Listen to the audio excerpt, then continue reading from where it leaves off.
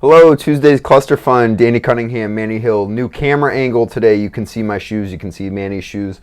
Those are Carlos Gomez's legs, and nothing happened last night, Manny. We had next to no sports. The NBA award show happened. No one watched because I don't need an award show 75 days after the regular season ends to tell me who was really good in February.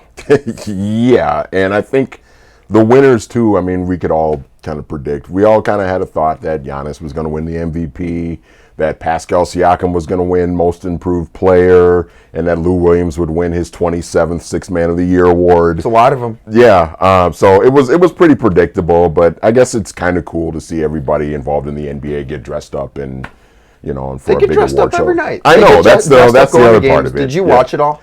I watched a few clips that were posted on social media, but I didn't watch the show. I'm not a big award show watcher unless there's something specific that I'm rooting for. If I'll watch the Oscars if there is a specific movie or a specific actor that I'm really pulling for to win an award, but otherwise I'm not really big into award shows. I think there's something to be said about having the guy that wins the MVP get to accept it in front of his home fans at a playoff game. There's something there.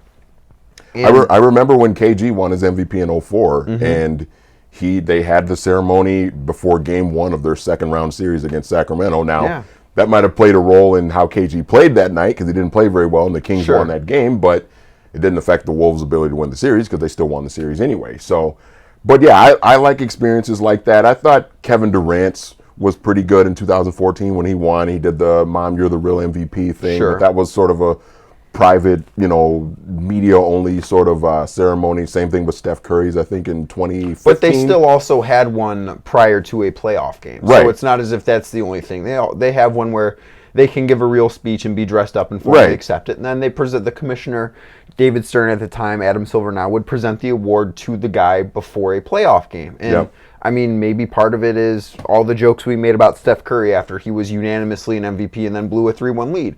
Maybe part of it is Dirk's number 1 seeded Dallas Mavericks not making it out of the first round and not being able to accept the award at a playoff game. So maybe it's a combination of those things, but I would like to see it go back to the way it was. I agree.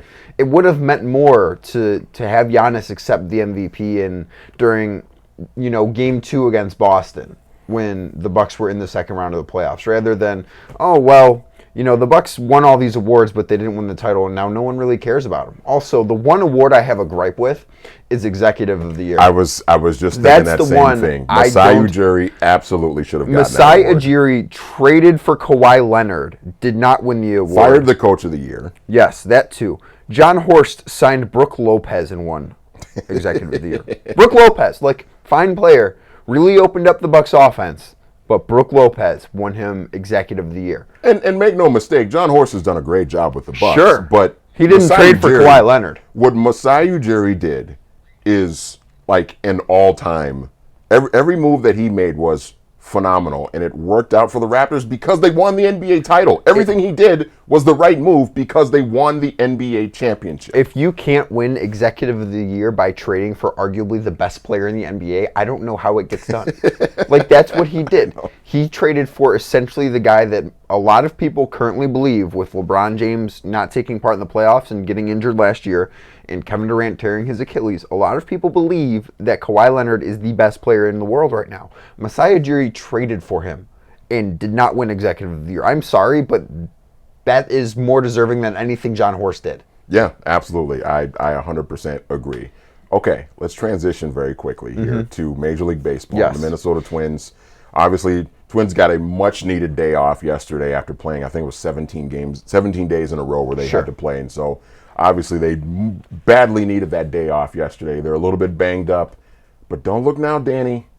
The lead in the American League Central is now down to 7.5, with the Cleveland Indians having won 4 in a row. They won last night on a walk-off home run in extra innings at about midnight Central Time because there was a 2.5-hour rain delay. I actually watched part of that game on MLB TV just to check in, and that team looks like they figured it out. Jose Ramirez, who has finished number 3 in the MVP race for the past couple of years, the Indians, they have to go. What's happened over the last week? The Twins have been a 500 team over the last week. They're 5-5 in their last 10 games.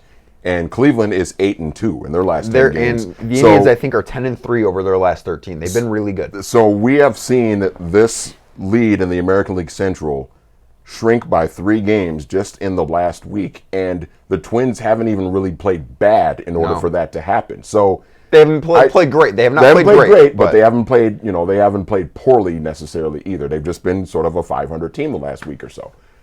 I will say this: I still feel like the Twins are going to win this division, but I said it yesterday on the Score North Twins show with Rami and Derek.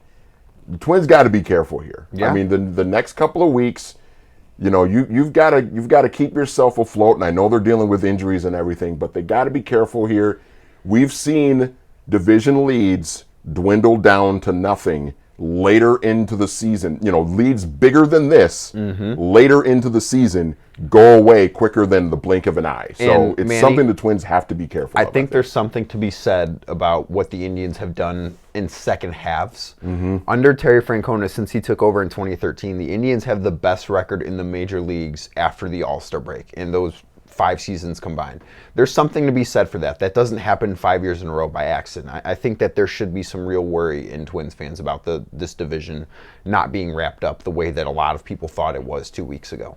Yeah, and I mean, the Indians have won 4 games in a row. Who's to say they won't win 4 more games in a row? I mean, and if that their happens, next 4 games are against KC and Baltimore, so they could win 5 games in a row, and then it's another series against Kansas City. Next thing you know, and I'm not saying this is going to happen because it probably won't, but if they go on an 8-game winning streak before the All-Star break, it should surprise no one. Yeah, and just think let's just say in the next 6 games, let's say Cleveland goes 5-1 in the next 6 games. Sure. If the Twins go 3-3 in that same stretch of 6 games, now we're talking about the division lead is down to 5.5. And that could very easily happen. And then say the Indians win 2 out of 3 against the Twins when the second half opens up in Cleveland right after the All-Star break. Yeah. That lead keeps dwindling down. Say it's a sweep. You're down to a 2-game lead and the race is on. Yes, it is. And like I said before, I'm still very much a believer in this Twins team.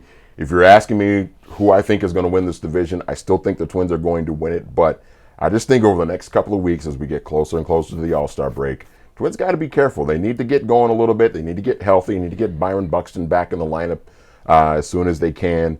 And then I think things will be a little bit better for them. But right now, Cleveland is charging. They're coming along. And objects in your mirror may be closer than they appear. So the Twins got to be careful here, I think. You're right. That's Manny Hill. He's got a podcast to tape. I'm Danny Cunningham. You can now listen to this on the Score North live feed. First day that this is a podcast as well. So be sure to check it out there.